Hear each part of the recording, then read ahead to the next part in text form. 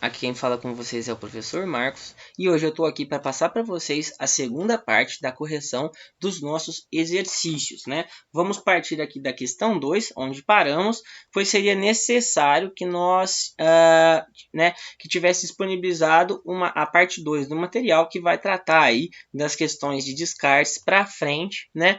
E os próximos exercícios eles vão cobrar essa parte 2 do conteúdo, né? Espero que a parte 1 tenha ficado clara para todo mundo e qualquer tipo de dúvida eu peço que me envie uma mensagem, né, no WhatsApp que nós vamos solucionar essa dúvida, vamos discutir e chegar aí a um consenso. Certo, pessoal? Vamos partir então desta questão número 2, né?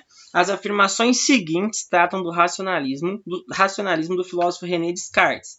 Leia e assinale a alternativa correta. Vamos lá então. A crença de Descartes em Deus baseia-se exclusivamente na fé e é incoerente com a postura racionalista desse filósofo. Questão errada, pessoal. A crença em Deus de Descartes ele vai partir após ele concluir que ele é um eu pensante, ele vai buscar através do racionalismo a existência dos outros seres, inclusive a existência de Deus. Então ela não se baseia exclusivamente na fé e sim na razão. A alternativa número 2. Após atingir, né, a primeira certeza, o eu pensante, né, Descartes, no caso a primeira certeza dele, que é o eu pensante, Descartes examina racionalmente a existência de toda a realidade exterior. É exata. Após atingir a primeira certeza do Descartes é o eu pensante, porque lembra que ele duvidava inclusive da existência do próprio corpo. E partindo aí desta questão do eu pensante como certeza, ele vai tentar explicar todas as outras coisas, né, de forma racional. Lembrando que ele é um filósofo racionalista, tá? Então, vamos eliminar aí a alternativa C, né? Porque ela trata da 1 e a 1 é falsa. Nas demais, vamos ver, todas as outras contêm a 2, podemos eliminar a E podemos também eliminar a D, o que nos resta apenas a alternativa A e B, né? Vamos ver qual aí então dessas duas que nós ficamos será correta, pois ambas tratam da questão 2 como exata. Vamos ver aí a questão 3.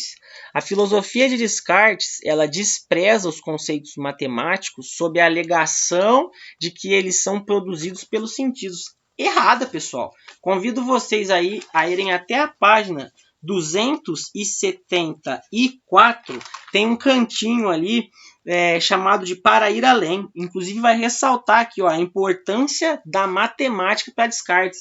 Neste fragmento ele vai falar, inclusive, que a matemática ela é importante para a explicação, né, da existência das coisas, e ele vai falar, inclusive, para provar aí, neste caso, a existência de Deus. Então, a alternativa 3 ela está errada. Vamos ver a 4, né? Nos restou essa, então ela está correta, né? E a alternativa que a gente já pode assinalar é a alternativa A. Vamos só conferir a questão 4 aqui. De acordo com Descartes, a mente humana é o autêntico ponto de partida para a realização dos conhecimentos seguros. Exato, pessoal, né? Inclusive, ele vai partir da consciência, né? Da primeira verdade que ele tem, né? A primeira certeza é que ele é um ser pensante, que nós somos seres pensantes. Então, partindo desta consciência, como ele vai falar aqui, ó, da mente humana, ele vai buscar a explicação para todas as outras coisas. Então, estão corretas aí as afirmativas 2 e 4. Alternativa A, da abóbora. Vamos partir para a próxima página, vamos dar um zoom aqui, porque o professor tem extrema dificuldade para enxergar letras pequenas, pessoal. Vamos nessa então. Exercício número 3, é isso? Vamos virar a nossa folha aqui. Exercício 3. Identifique a alternativa que se refere corretamente ao racionalismo do filósofo René Descartes. Vamos lá. O nível inteligível é a causa do nível sensível para Descartes. Alternativa errada. Para o Descartes, o mundo inteligível ela não é a causa em si do nível sensível para ele. Alternativa errada. Vamos à letra B. A filosofia cartesiana, quando fala cartesiana do Descartes, tá? Ela não ultrapassa o estágio da dúvida. Como ela não ultrapassa o estágio da dúvida, sendo que ele é uma pessoa que ele usa a dúvida quase ao extremo, né?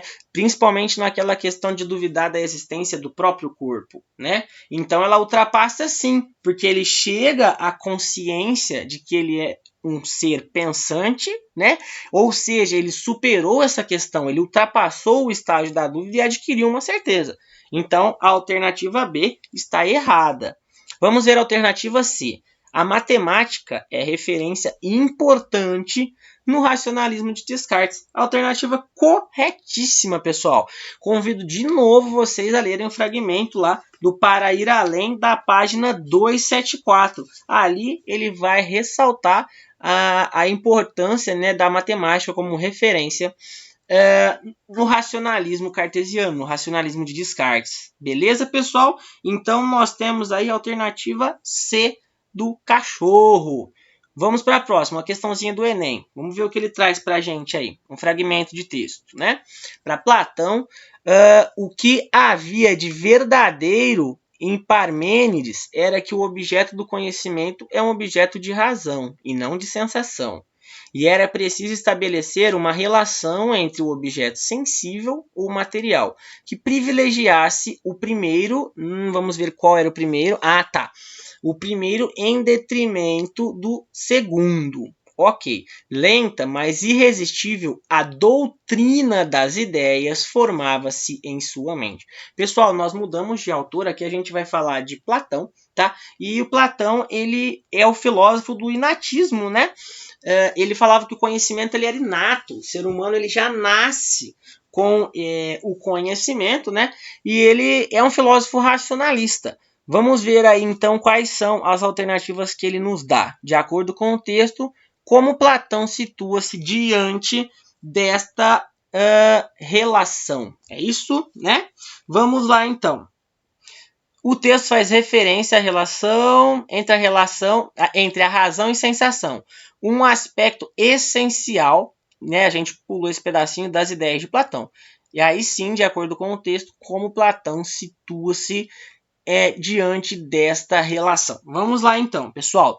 Estabelecendo um abismo intransponível, neste caso, entre a razão e a sensação. Não, ele não cria um abismo intransponível. O que ele vai falar é que o mundo das ideias é superior e que o conhecimento ele é inato, ou seja, antes até do ser humano encarnar no plano das sensações, ele já tem o conhecimento consigo. Ele não cria um abismo, ele até poderíamos considerar um abismo, porém não intransponível. Alternativa errada. Privilegiando os sentidos. Peraí, isso aqui é empirismo. O empirismo ele vem depois. O Platão ele é racionalista, então ele não pode privilegiar os sentidos. E subordinar o conhecimento a eles? Não, é o contrário, né? Ele vai falar que as ideias são superiores. Alternativa errada. Vamos à alternativa C. Atendo-se à posição de Parmênides de que razão e sensação são inseparáveis. Errada também. Ele não vai nos trazer a questão de que a razão e as sensações elas são inseparáveis. Inclusive, ele vai falar que o conhecimento ele já está no ser humano antes dele chegar encarnar no plano sensível, né? Ele fala que o plano inteligível ele é superior e o plano sensível é inferior. Vamos ver a letra D. Afirmando que a razão é capaz de gerar conhecimento, mas a sensação não. Alternativa correta, porque ele vai fazer uma crítica aí ao empirismo. Se nós estivéssemos falando de filósofos empiristas, seria o contrário. Se eu falo de empirismo, eu falo de sensação. Mas o Platão ele é racionalista. Então, ele vai fazer uma crítica, neste caso aí, às sensações, que é o plano sensível. A alternativa D está correta, meus queridos. Vamos para número 5. Vamos lá, mais uma questãozinha aí acerca de Platão. O filósofo Platão compreende a realidade articulada em dois níveis. o inteligível, como eu falei para vocês, que é o das ideias, o plano superior, e o sensível, o plano das sensações. Explique de forma resumida, né, resumidamente, estes dois níveis, né, e as suas relações. Pessoal, eu vou formular aqui com vocês, mas o importante é que vocês criem a própria resposta com as palavras de vocês, né? Não apenas copiar, e sim corrigir o que estiver errado e completar o que estiver incompleto. Se tiver tudo certinho, deixem com a opinião e palavras de vocês, ok? Vamos nessa então, pessoal. Respostinha aí, ó. Na filosofia platônica, o nível inteligível das ideias, ele compreende os seres em si, eternos e imutáveis. Lembra até que tem a questão do belo, pois o belo sim pertence ao mundo inteligível, ao mundo eterno, mas a experiência, né, a beleza em si, ela é passageira, pois ela está suscetível ao devir, né, à ação da natureza. Então ele vai falar que tudo que é o que eu acho bonito, neste caso, é porque tem o belo nele, e o belo é eterno, e não a beleza, né? Tá. Trata-se da dimensão superior da realidade, nesse caso ele está falando das ideias, né? Alcançada somente pelo racionalismo. O plano sensível, nível inferior da realidade, é uma espécie de mundo de cópias, em que tudo se corrompe, se transforma e se desfaz.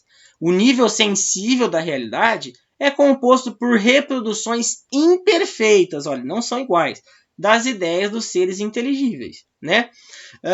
Então finalizamos aí, ó, repetindo para vocês, na filosofia platônica, o nível inteligível, neste caso das ideias, ele compreende os seres em si, eternos e imutáveis.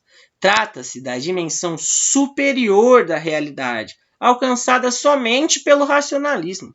O plano sensível, o nível inferior da realidade, é uma espécie de mundo das cópias, em que tudo se corrompe, se transforma e se desfaz. Olha, ele está fazendo menção ao devir.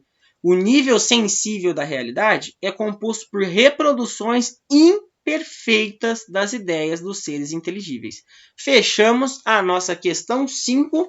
Vamos virar a página, né? Vamos ver se a internet vai cooperar para carregar. Aí foi rapidinho, vamos dar um zoom aqui para a gente conseguir enxergar, né, pessoal? Aí, ok. E entramos aí no módulo 9, pessoal. Ó, vamos mudar de concepção. Ele já traz aqui no título do módulo 9 o empirismo. Então, se até então a gente falou de racionalismo, fazendo críticas às sensações, a partir de agora a gente vai levar em consideração as sensações. Vamos dar importância às sensações.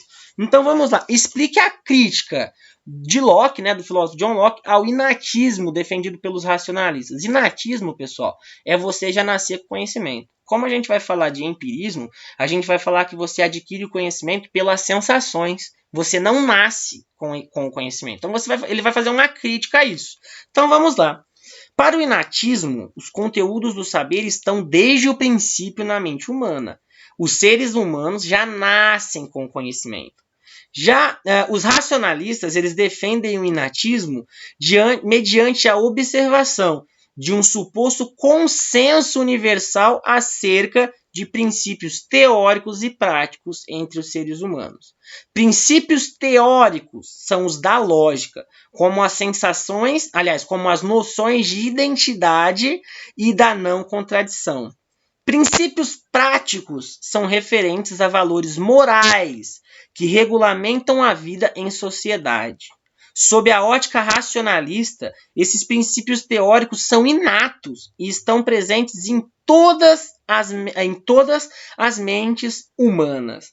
John Locke recusa essa tese, argumentando que estes princípios teóricos e práticos não são naturais na mente humana. Ele vai falar que nós não nascemos, né, com esse princípio. Inclusive, se formos pensar, não existe um consenso universal onde todas as pessoas nascem, elas nascem com uma base de conhecimento igual. O conhecimento, de acordo com os empiristas, ele é formado de acordo com a vida em sociedade. Então, cada um que é certo para uma sociedade pode ser errado para outra, por exemplo, né?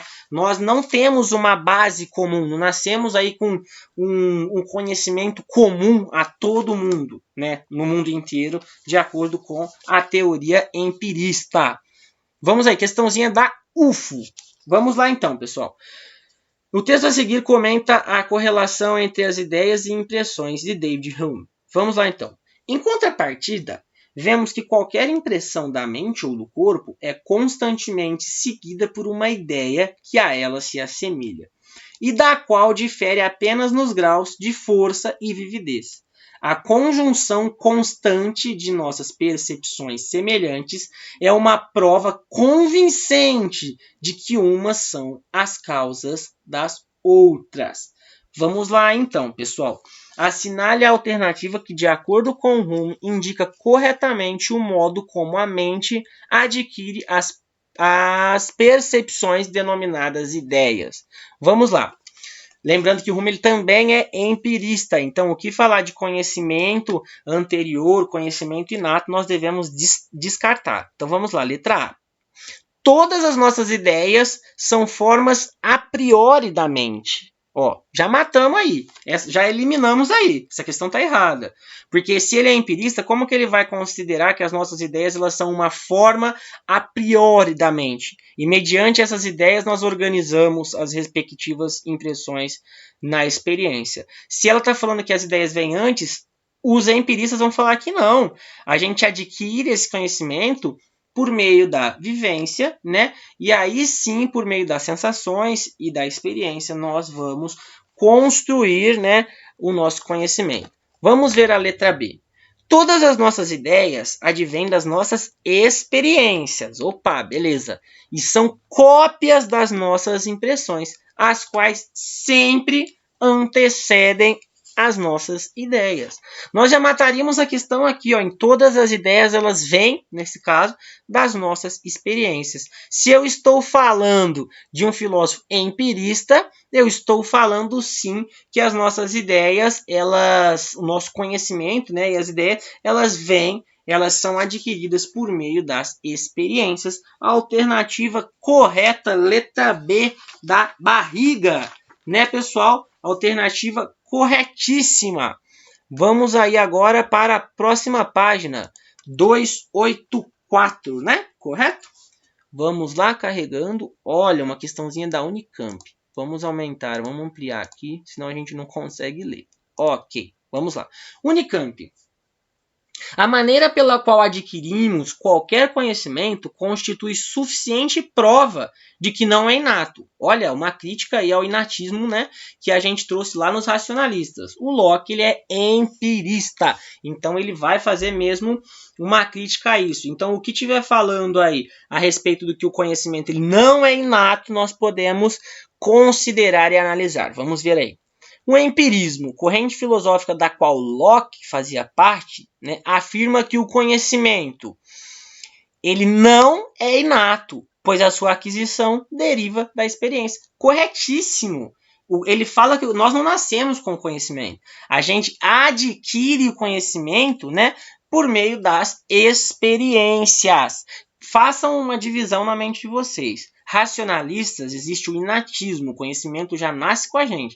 Empiristas, eu vou falar de experiência, eu vou falar de vivência. Então não tem como eu já nascer com o conhecimento formado, sendo que eu vou constituí-lo a partir das minhas experiências. Então a alternativa A do amor está correta. Vamos aí para a próxima questão.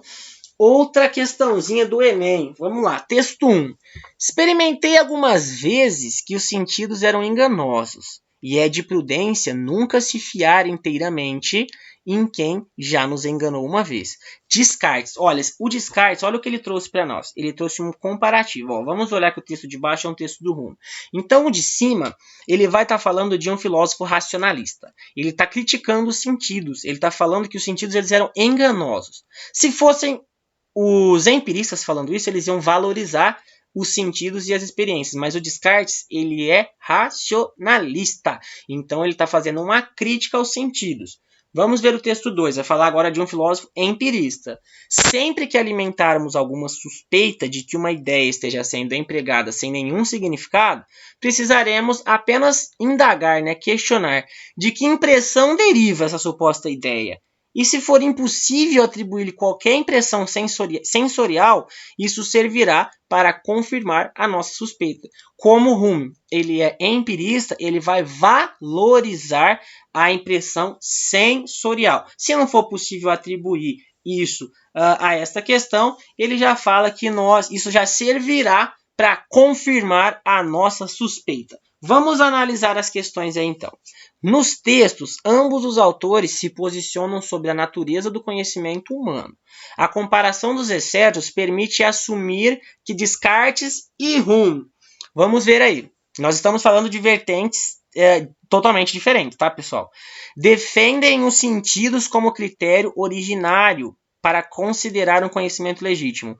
Poderíamos até levar em consideração se fosse o Hume como filósofo empirista, o Hume e o Locke, por exemplo. Mas ele está falando ali do Descartes. Então, o Descartes ele não defende de forma alguma os sentidos como critério originário para se considerar o conhecimento legítimo. Ele está criticando os sentidos. Ele falou que os sentidos são enganosos e não é confiável não é fiável confiar inteiramente a quem já te enganou uma vez. Então ele está criticando. Ambos não defendem, não. Alternativa errada.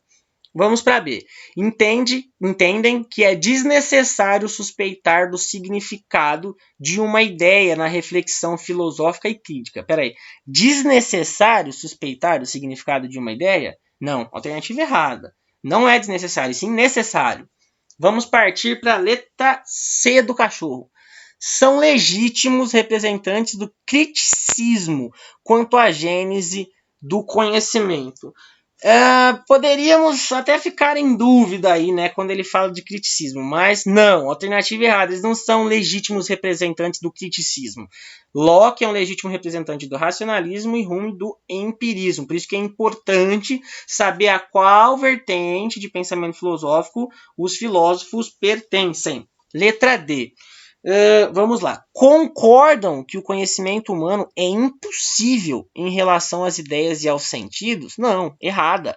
Alternativa errada. Eles não concordam que o conhecimento humano ele é impossível em relação às ideias.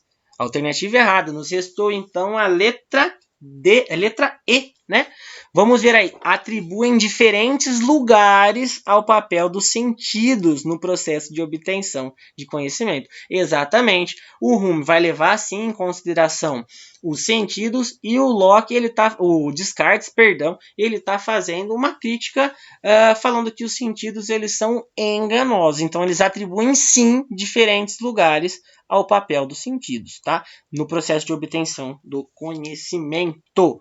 Vamos aí à nossa questãozinha 5. De acordo com o filósofo empirista David Hume, o que são questões de fato? Pessoal, questões de fato tá naquela partinha final do nosso texto, tá? Até que ele vai falar do triângulo, Ele vai falar aqui, ele vai falar das relações de ideia e das questões de fato. Ele está perguntando apenas das questões de fato. Vamos lá então, Hume conceitua como questões de fato os acontecimentos do mundo, cuja certeza não é assegurada sob o ponto de vista lógico.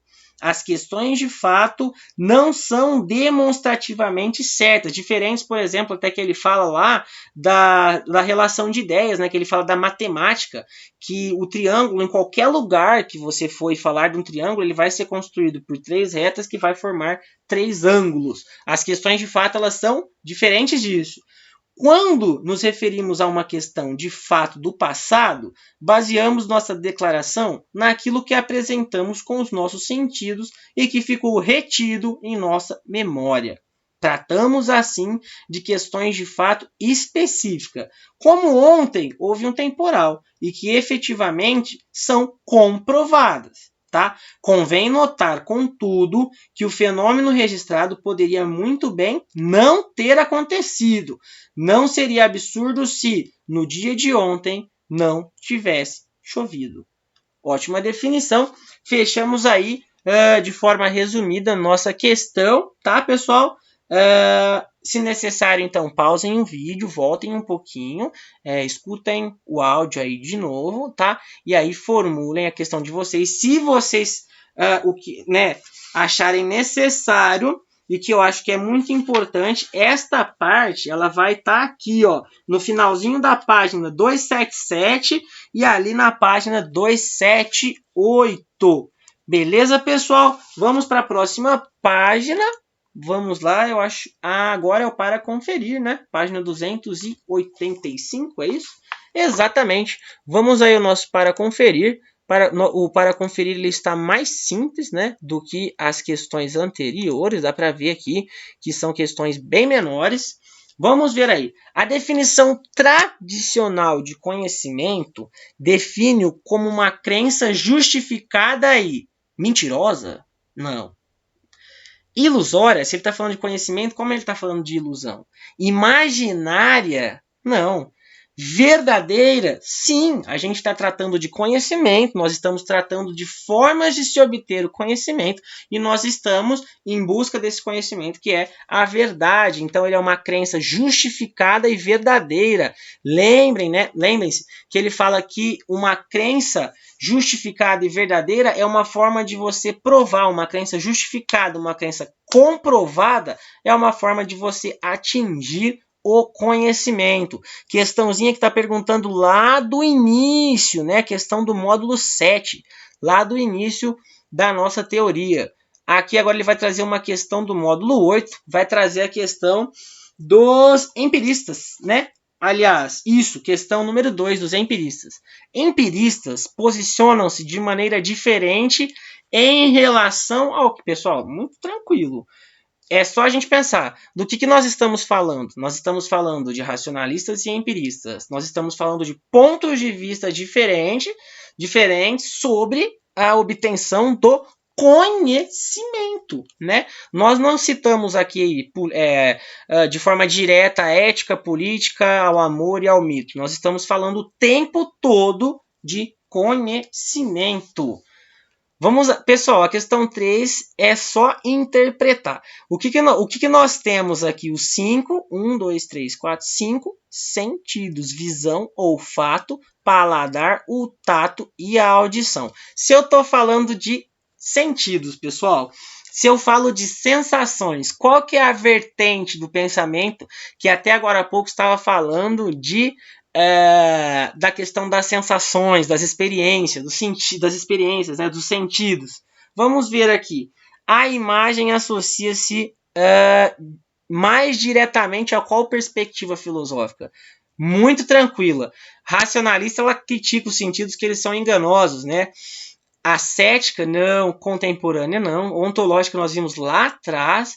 A empirista, né, pessoal? Valorizando aí a experiência e os sentidos. Vamos à questão 4, pessoal. Vai falar do Locke, né? Segundo Locke, nós não nascemos com o que, pessoal? Vamos pensar: inteligência, ideias, sentidos, sensibilidade e corpo. Alternativa B, nós não nascemos com as ideias, nós nascemos com a capacidade de raciocinar, mas não nascemos com ideias prontas e formadas, né? Vamos agora à questão 5. Questão 5, pessoal, é fazer uma ligaçãozinha do que ele traz como letra, a gente tem que ligar do lado de cá. Criticado por Locke, né? Vamos ver aqui. Tá, entendi. Relações de ideias. Vamos analisar aqui nas nossas letrinhas. Relações de ideias. Criticado por Locke, fonte do conhecimento, né, para os empiristas, nível superior da realidade, e para Hume. Quem fala de relações de ideia e questões de fato é o Hume, né? Para Hume são demonstrativamente certas. Então começamos aí por D, né? Razão. Vamos ver aí. Criticado por Locke, fonte do conhecimento para os empiristas, nível superior da realidade para Platão. Aí a gente estaria falando de ideias. Para Hume a gente já assinalou. Fonte do conhecimento para os racionalistas, ponto de partida do conhecimento para Descartes. Descartes acredita ter comprovado racionalmente sua existência. Vamos ler todas. Nelas, de acordo com Hume, o contrário sempre é possível. E letra I, para Platão, são os seres em si. Vamos analisar aí. Se nós estamos falando de razão, pessoal, nós estamos falando de raciocínio. Se eu estou falando de raciocínio, do que eu estou falando? Dos racionalistas.